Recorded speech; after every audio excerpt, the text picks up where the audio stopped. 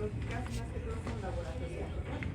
Como por ejemplo, si nosotros tenemos un síntoma nefrótico, si ustedes se acuerdan las características del nefrótico, en ningún momento les da la clínica, ¿no? No les dice solamente el edema, que puede ser algo clínico que les puede orientar al síndrome nefrótico.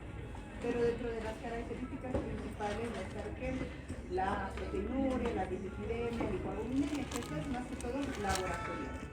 Entonces, cuando hablamos de estudios complementarios, van a ser estudios que nos van a orientar al diagnóstico, no van a ser estudios que nos van a definir, porque la mayoría de las enfermedades o las glomerulopatías se diagnostican por biopsia renal y el tratamiento también. ¿Ya?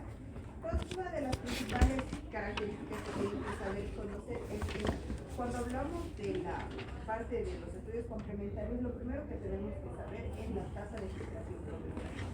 Cuando hablamos de la tasa de filtración glomerular, tenemos que ver que si nosotros recordamos, que ustedes ya lo han visto en fisiología, ¿a qué nosotros decimos la tasa de filtración glomerular? ¿Y cuánto es lo normal? 200. No me acuerdo.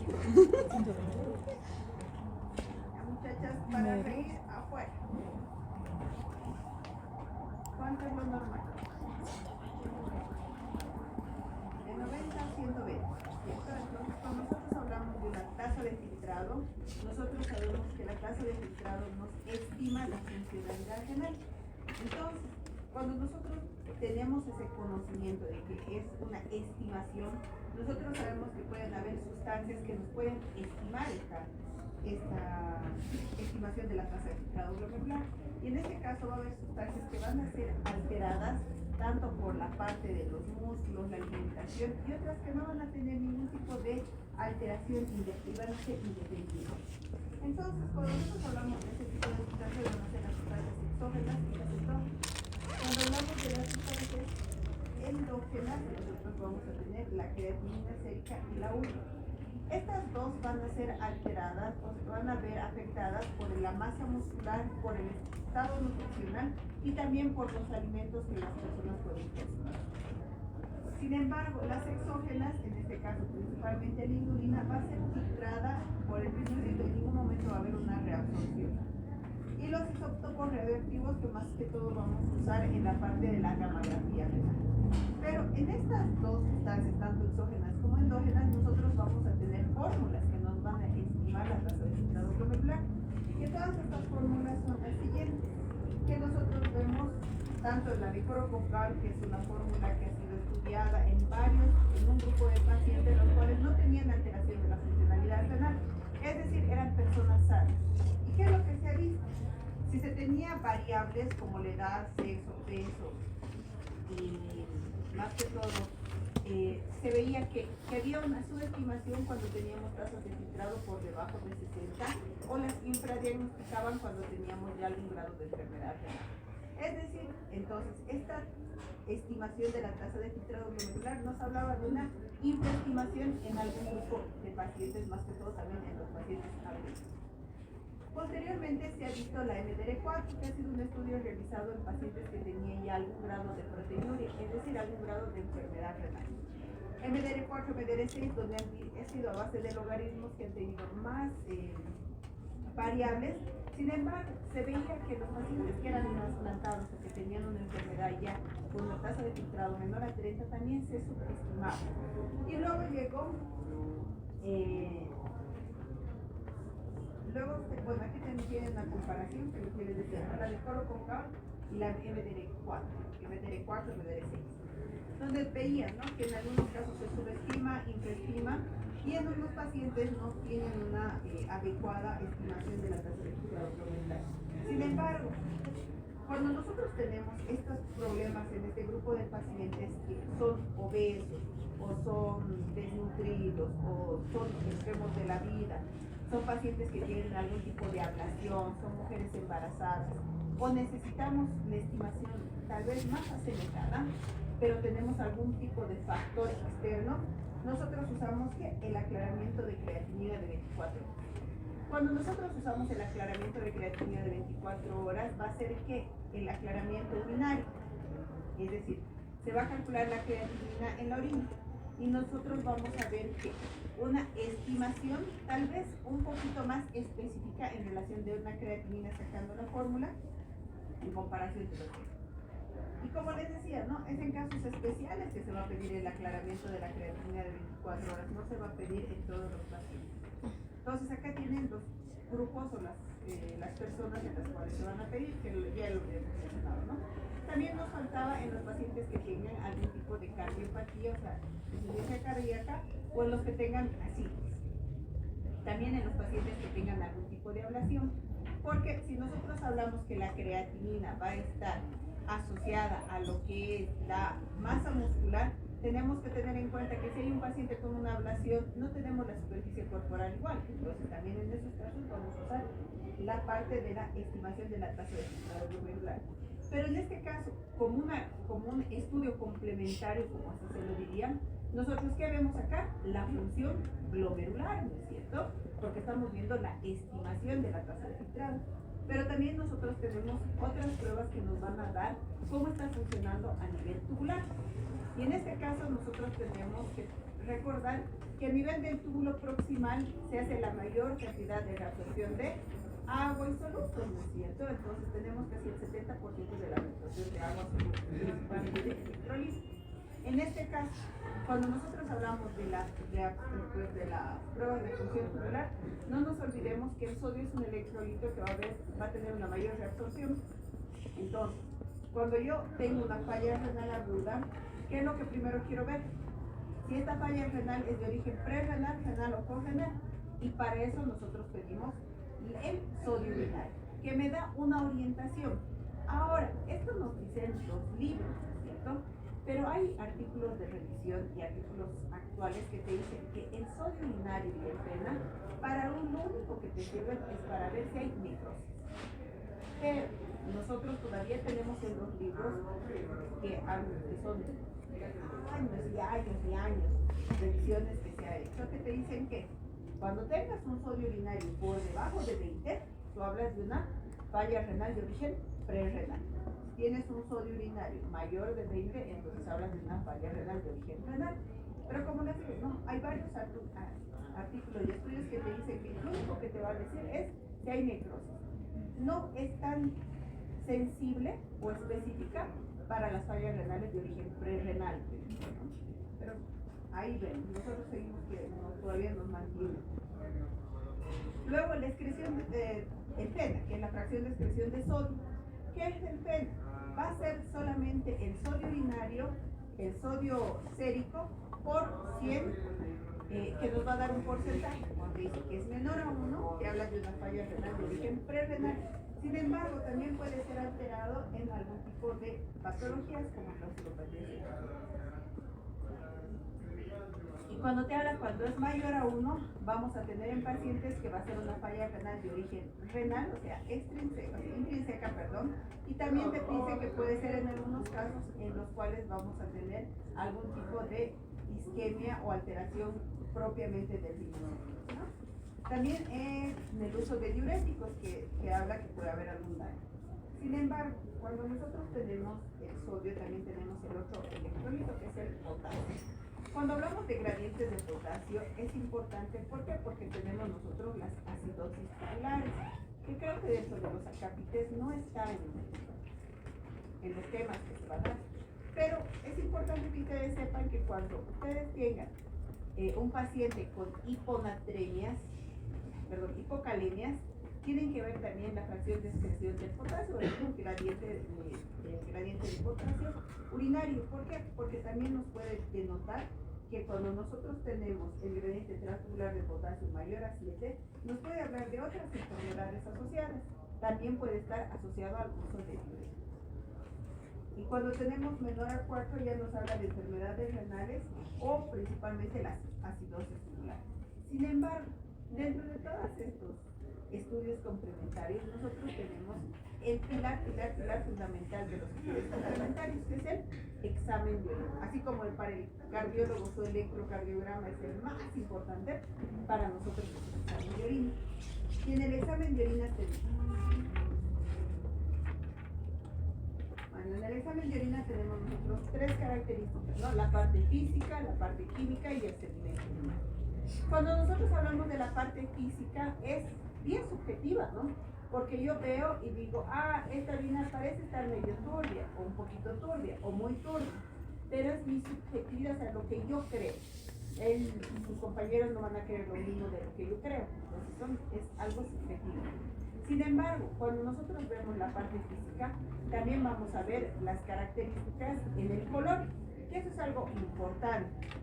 Entonces, cuando hablamos del color, un color llamativo, ¿cuál va a ser? El color rojo, ¿no es cierto? Que todos cuando ven un color rojo les asusta, les llama la atención. Entonces, cuando vemos un color rojo, ahí ya vamos a tener en cuenta que se puede tratar de una hematuria. Y más adelante lo vamos a ver las características.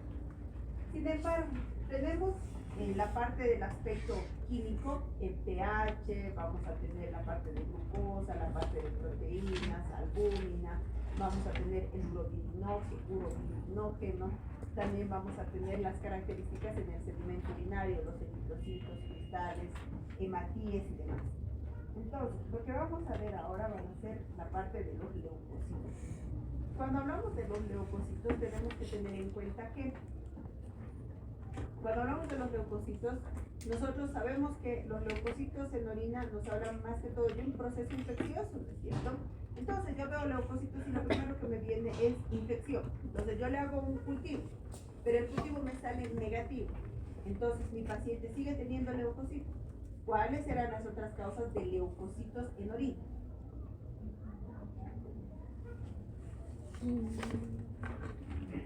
Ejercicio. Lo que piensen, lo que se acuerden. El ejercicio, ¿no? Entonces pueden ser enfermedades glomerulares, ¿no es cierto? Entonces ustedes cuando han pasado reumatología y veían el SLEDAI o datos de actividad renal, ¿cuáles eran los datos de actividad renal que veían en el SLEDAI? O en el SLIC, ¿o no? Los que han pasado por el pabellón, por el hospital de clínicas por reumatología, cualquiera que se tropiece ha tenido que hacer el SLEDAI con un paciente porque ha pasado con el doctor Montero, el doctor Troche. Entonces, cuando les habla de una enfermedad glomerular, principalmente la nefritis lúpica, ¿qué te dice cuando hay datos de actividad? Te dice sedimento activo, leucocituria con un cultivo negativo. Te dice hematuria, albuminuria, alteración de la funcionalidad renal e hipertensión. Pero claro que a nosotros nos importa la leucocituria. Entonces, dentro de las otras causas de leucocituria que no es infección, están las enfermedades glomerulares. Luego nosotros tenemos, como son leucocitos, es por una degradación, ¿no es cierto? Estos leucocitos que nos van a dar también o nos van a denotar va a ser las enfermedades neoplásicas. También nosotros hablamos cuando hay una leucocituria, pero con un cultivo negativo, y mi paciente tenga pH ácido y tenga hematuria, entonces yo también tengo que pensar en ¿qué? En tuberculosis urogenital. Entonces hay parámetros en los cuales la leucocituria no solamente es infección. Y por último, si fuera un paciente trasplantado que tenga leucocitosis o leucocituria, perdón, también pueden pensar en rechazo. Entonces, la próxima vez que ustedes vean un examen de orina con leucocitos, no solamente van a decir, ah, es infección urinaria, sino van a decir, tenemos el cultivo es positivo, ah, es secundario, algún germen que está produciendo. Si no, entonces ustedes tienen que descartar una enfermedad inmunológica, neoplasias, tuberculosis o rechazo en el caso de trasplante. Entonces, cuando nosotros vemos los leucocitos, se los ven así.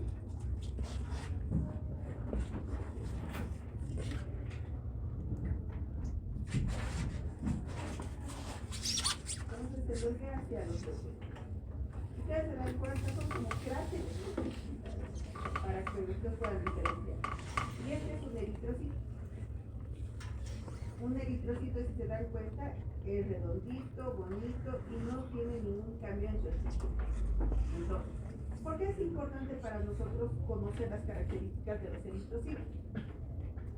Cuando nosotros hablamos de hematuria, tenemos que tener en cuenta que la hematuria puede ser de origen de campo su compañera para que se vaya a sentar por allá. No lo veo, doctora. Y no,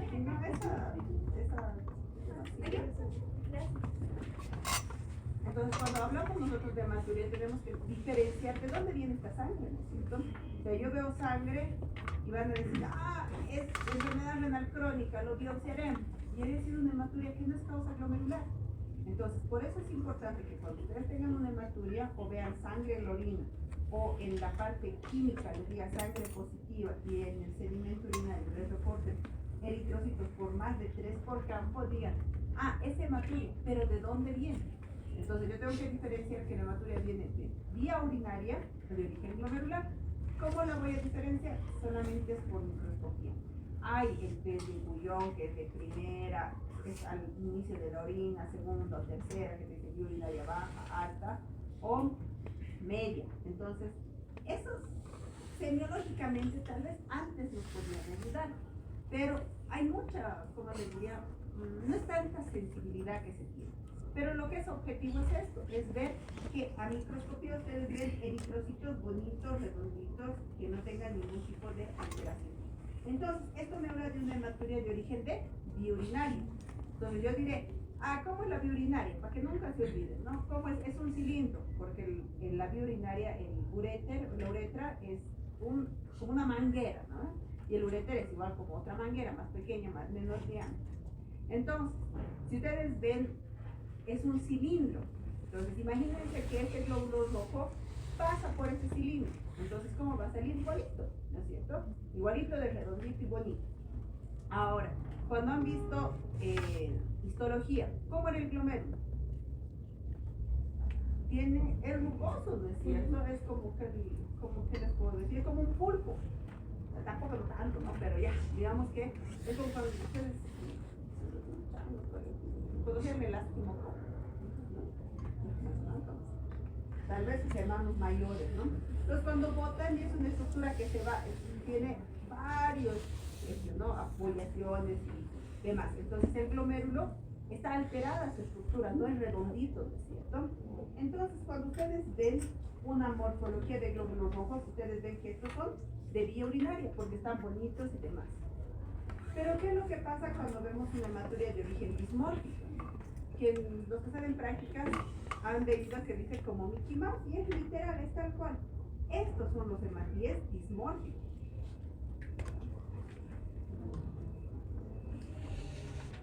Estos son los dismórficos, que ustedes los pueden ver, ¿no? Cuando nosotros hablamos de dismórficos, ustedes se dan cuenta que cumple las características, o sea, que son redonditos y bonitos, no, tienen abollaciones, tienen como cuernitos, todo lo que ustedes quieran mencionar o para que se acuerden. Entonces, cuando nosotros hablamos de hematuria de origen glomerular, tenemos que tener en cuenta que la morfología es distinta, entonces son dismórficos, y estos vienen de causa glomerular. Sin embargo, si tú tienes una hematuria, pero tienes una hematuria de origen dismórfica mayor al 70%, sí es de origen glomerular. Si tú tienes acantocitos mayor al 7%, sí es de origen glomerular. Y si tú tienes morfología que te da un 10%, si quieres, dismórfico, pero tienes cilindros hemáticos, ya te habla de un origen glomerular. Entonces, cuando nosotros hablamos de dismorfismo o de glomerulopatía de origen glomerular, no solamente he sido buscar dismórficos, ¿no? Sino ver un porcentaje. Y si aún tenemos un porcentaje bajo y tenemos acantocitos, que son como los, ¿qué se llama?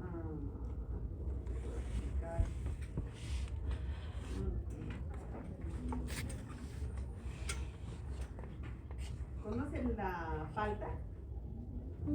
Ahora, imagínense que esa palta, esas rugosidades tengan espinas o púas. Así más o menos son los crenados o los acantocitos. El 7% de estos ya te dan dismorfismo. Y si tienes cilindros glomerulares, ya te habla de origen glomerular propiamente. ¿Y esto por qué será importante? Porque cuando hablamos de glomerulopatías primarias, nosotros vamos a tener hematuria de origen glomerular, o sea, van a ser dismórficos más del 70%, van a tener acantocitos o van a tener cilindros hemáticos. Y eso nos habla de que de todas las enfermedades glomerulares que ustedes se puedan acordar, IgA, poca alimentaria, nephrotítica. Pero si nos habla de una de vía urinaria o no parenquimatosa o no glomerular, nosotros tenemos que pensar en qué? En infecciones, en neoplasias, en litiasis, en alteraciones en la coagulación, en enfermedades, en fístulas, en trombosis, incluso hasta en estenosis de la arteria renal.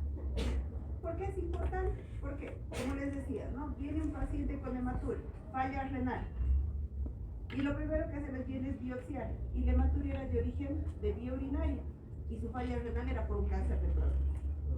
Entonces, si nosotros hubiéramos visto que esta hematuria venía de vía urinaria, no había necesidad de biopsiar al paciente, porque la causa de la hematuria, ¿cuál era? El cáncer.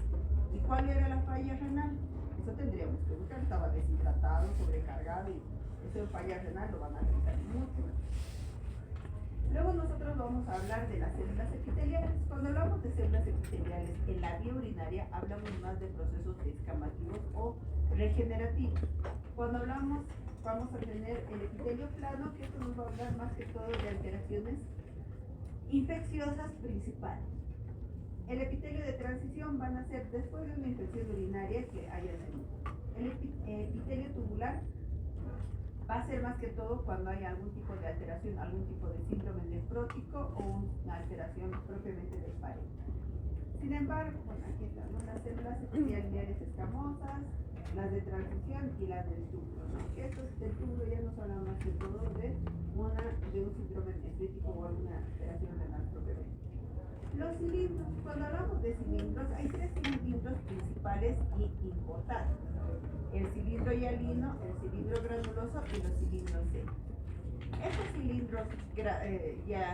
Estos cilindros serios, ¿qué nos van a hablar? Nos van a hablar más de datos de cronicidad, porque van a ser cilindros hierro. Sin embargo, cuando hablamos de los cilindros hialinos, nos van a hablar que van a ser homogéneos, simples, y así es como un cilindro, ¿no? Es una parte tubular que va a ser larga y que principalmente va a ser por el uso de diuréticos, que puede ser una causa, y también por un síndrome nefrótico. Los cilindros hemáticos, como ya les había mencionado, netamente de una causa de origen glomerular.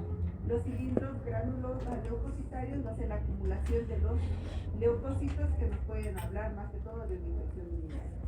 Los cilindros granulosos, que va a ser una descamación, que principalmente puede ser en un síndrome nefrítico agudo o en un síndrome nefrótico, pero es una enfermedad aguda. Raras veces es crónica. Y los cilindros serios nos hablan más que todo de una enfermedad renal crónica, porque son cilindros viejos. Y los cilindros epiteliales en una necrosis tubular aguda. Entonces, esto va a ser más frecuente ver en pacientes que en una falla renal en resolución.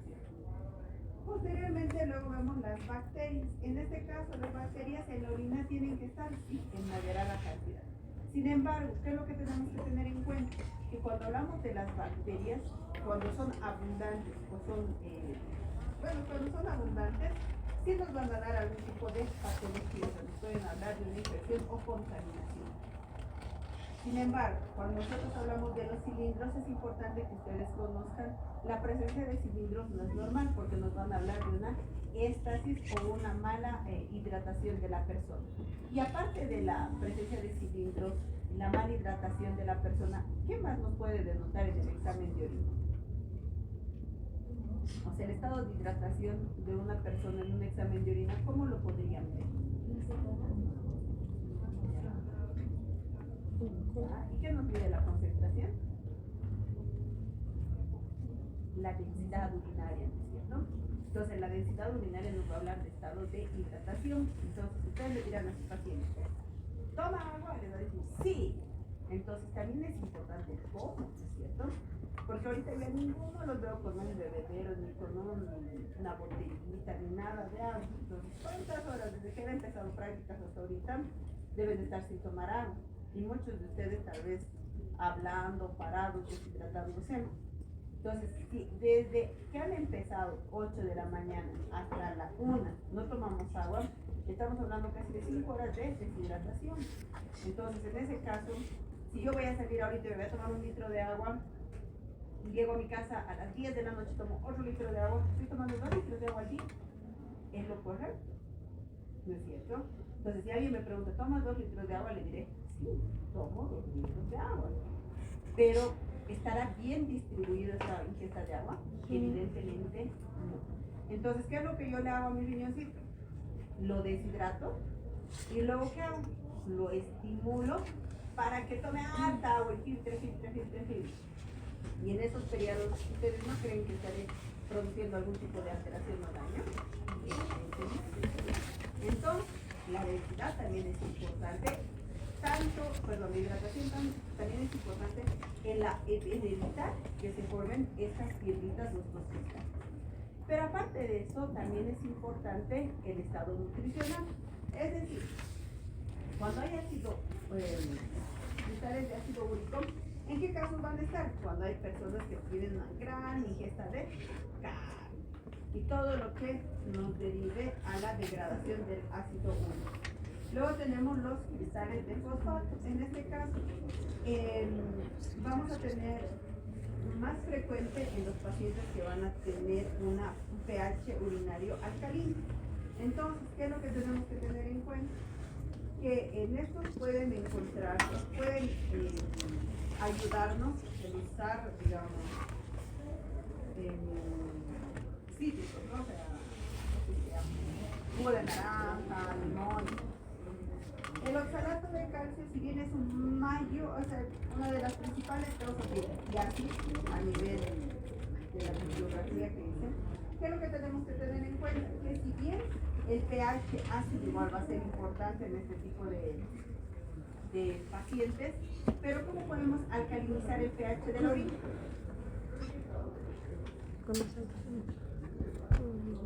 ¿Cómo creen que pueden alcalinizar el pH?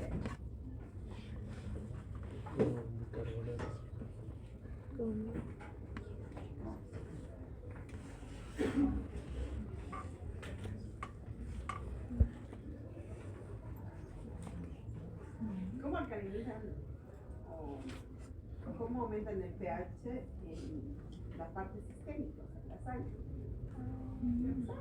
O sea, en la orina lo mismo, toman bicarbonato bioral, bicarbonato de cocina o hay un omeprazol más bicarbonato, lo que ustedes quieran. Entonces, eso nos puede ayudar a prevenir las piedritas de oxalato de calcio. Luego vamos a tener los cristales de fosfato, de triple fosfato, que son los menos frecuentes. Sin embargo, en este caso tenemos que tener en cuenta que los cristales que nos van a tener mayor repercusión van a ser los de estruvita, porque estos van a estar asociados más frecuente a infecciones urinarias. En este caso, cuando nosotros hablamos de litiasis, antiguamente, ¿qué es lo que se hacía? Eran solamente encuentros casuales, ¿no es cierto? En una radiografía, en una placa así. Sin embargo, cuando nosotros vemos, tenemos que tener en cuenta que la radiografía para nosotros es un hallazgo casual, la presencia de litis. Pero, ¿en qué casos nos sirve todavía la radiografía? En las presencias de urografías anterógradas y retrógradas, más que todo para ver si no hay algún tipo de alteración o doble sistema pielocalicial o algún tipo de alteración en reflujo, que esto lo hace urología, pero a nosotros nos sirve. La ecografía renal, ¿para qué es importante o qué características tiene? La ecografía renal, ¿qué nos muestra? Solamente la estructura. No nos da funcionalidad, solamente nos muestra la estructura, las dimensiones del riñón, las dimensiones del parénquima. En este caso, cuando nosotros vemos este riñoncito, yo veo la parte blanca y la partecita negra, ¿no? Entonces veo la médula y veo la corteza. Cuando yo veo la relación entre médula y corteza, yo digo, hay una buena relación córtico-medular. O sea, es un riñón sano. Pero, cuando nosotros vemos en este caso, ¿qué es lo que yo veo? La médula está como dilatada, ¿no es cierto? Y como veo la corteza un poco disminuida de tamaño. Entonces, en este caso, yo no tengo la certeza de que sean estas masas, tumores, ¿ok? Entonces, cuando yo veo esta presencia de alteraciones o una hidronefrosis, puedo pensar que es una hidronefrosis o una enfermedad quística. Y en este caso, porque acá en esta imagen y en esta, ustedes ven, ¿no?, diferentes cortes o diferentes imágenes, y en esta les haría dudar si se trata de una enfermedad quística o una enfermedad poliquística. Ahora, ¿cuál es la diferencia de la enfermedad poliquística y de los quistes simples y de la hidronefrosis? ¿Cuál cree? El número.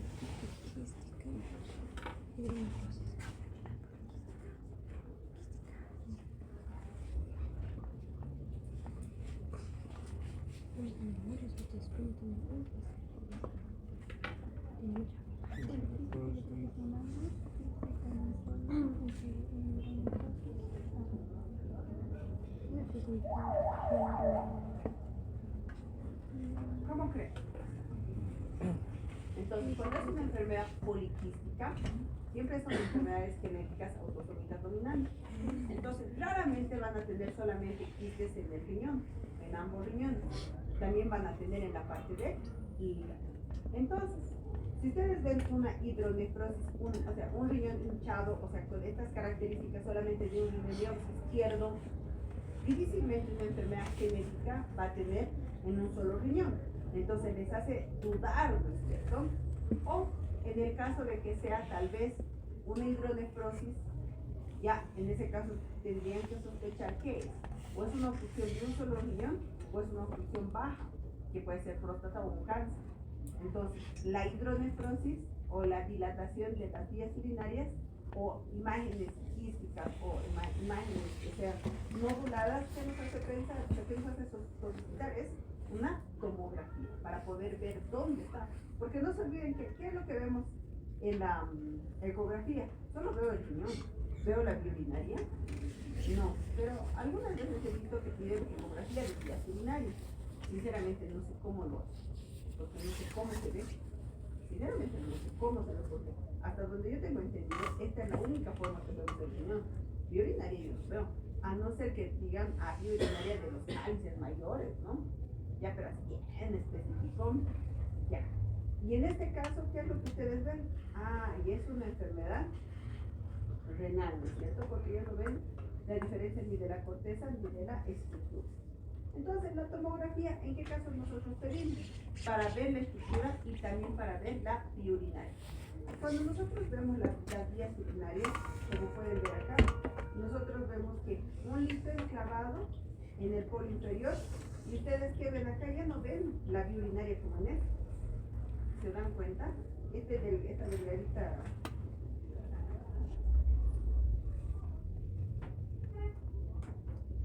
Entonces ustedes ven acá, ¿no? Vía urinaria la ven.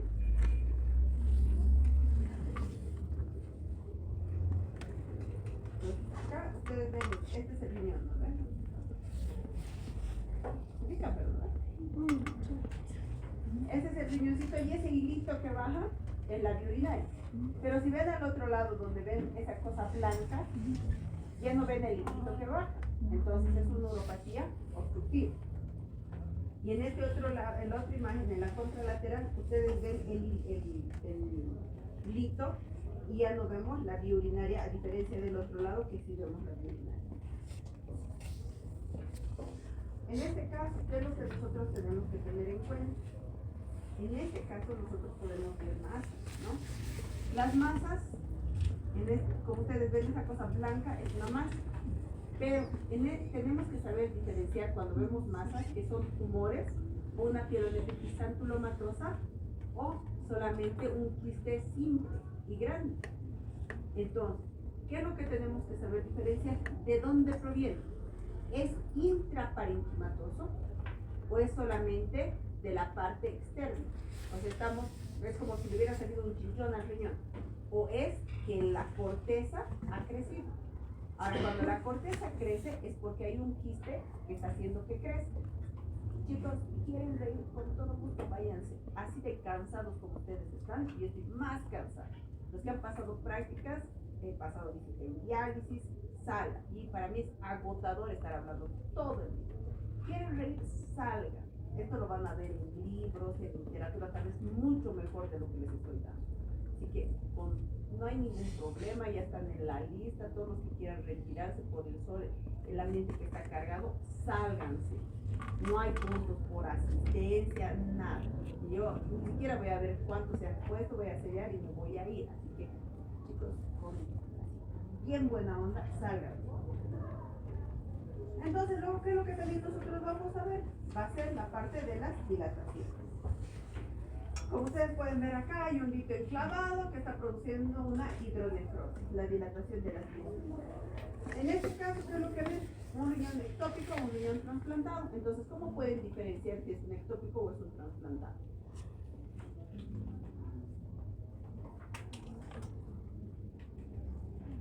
Porque el riñón ectópico, en este caso, como les diría, tiene de las mismas características, ¿no? La vía urinaria está, la vía urinaria, está la vascularización. Pero si fuera un riñón trasplantado, aquí tendríamos el otro riñón, porque no se lo va a sacar el riñón para trasplante, ¿no es cierto? Porque se pone en la posibilidad. Entonces este es un riñón ectópico. Entonces un riñón ectópico. Entonces en eso nosotros tenemos que ponernos a pensar que dentro de la embriología, cuando el riñoncito tiene que ascender, ¿qué es lo que pasa? Entonces tenemos en la embriología malformaciones congénitas de ¿qué? De rotación, número y forma. Entonces, cuando hablamos de número, hay un único riñón o hay muchos riñones. Cuando hablamos de del ascenso, que pueden ascender o más arriba, estar en la cavidad torácica, o estar muy abajo, o quedarse en la mitad. Entonces, ¿cuáles van a ser las complicaciones en este grupo de pacientes? ¿Cuáles creen? Infecciones urinarias. ¿Por qué? Porque uno, la vía urinaria va a ser más corta. Entonces, ¿qué es lo que van a hacer? O la rotación va a ser alta y van a producir ectasis. Luego, ¿qué es lo que tenemos que tener en cuenta? Que en la gamografía renal tenemos dos estudios, tanto la dinámica y la estática. Estos dos estudios nos van a hablar de la funcionalidad renal, principalmente la dinámica. El estudio estático nos va a hablar solamente en el caso de uropatías obstructivas. Y en este caso, en la gamografía renal tenemos dos marcajes. Un marcaje con captopril, que nos va a hablar de una enfermedad renovascular, y un marcaje con furosemida, que nos va a hablar más que todo, o nos va a diferenciar en uropatías obstructivas. Luego vemos lo último, que es la biopsia renal. Cuando hablamos de la biopsia renal, tenemos que tener en cuenta que no en todo lo que se nos tropieza de hacer una biopsia, sino que hay criterios de hacer biopsia renal. Y en este caso, cuando hay alteraciones del sedimento urinario, leucocitos, eritrocitos, albuminuria, proteinuria, cuando tenemos un síndrome nefrótico que no tengamos causa aparente, un síndrome nefrítico sin causa aparente o una alteración de la funcionalidad renal sin causa aparente o una hematuria de origen dismórfico. En este caso, en los cólicos nefríticos o en la insuficiencia renal, ¿en qué casos vamos a pedir estos estudios? Principalmente cuando hay algún tipo de alteraciones o antecedentes de enfermedad. En resumen, cuando nosotros hablamos de la creatinina, tenemos que tener en cuenta que la masa muscular va a ser importante. Tenemos marcadores externos que nos van a ayudar y nos van a decir cuándo o no pedir o cuándo van a estar alterados o no. ¿Y qué vamos a pedir? El clearance de creatinina que no nos afecta con la parte de la masa muscular. También el examen de orina o el sodio urinario nos puede detectar o nos puede ayudar para ver si no tenemos algún tipo de falla renal, principalmente en este caso si no es de origen parenquimatoso. El examen de orina no solamente nos va a dar infección urinaria, sino que nos va a hablar de enfermedades incluso glomerulares si sabemos interpretar. La hematuria nos viene de dos causas, tanto de vía urinaria como de origen glomerular, y que todas estas pruebas de función renal nos ayudan a estimar o conocer la enfermedad renal, pero no nos van a llegar a un diagnóstico específico, a no ser que lleguemos a buscar o hacer una biopsia renal. ¿Preguntas, comentarios? Una consultita en la gramografía. ¿Podemos? Sí, Creo que no hemos terminado de firmar. En la gramografía renal Habían dos métodos de marcaje. ¿Los podría repetir, por favor? Uno que es con el lisinopril para la hipertensión renovascular y el otro es con furosemida para la neuropatía obstructiva. ¿Isonopril y qué? Uropatía obstructiva. Captopril, Furosemida y No hemos firmado. me faltamos firmar.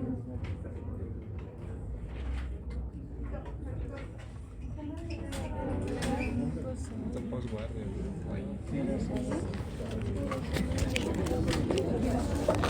¿Furosemida para qué?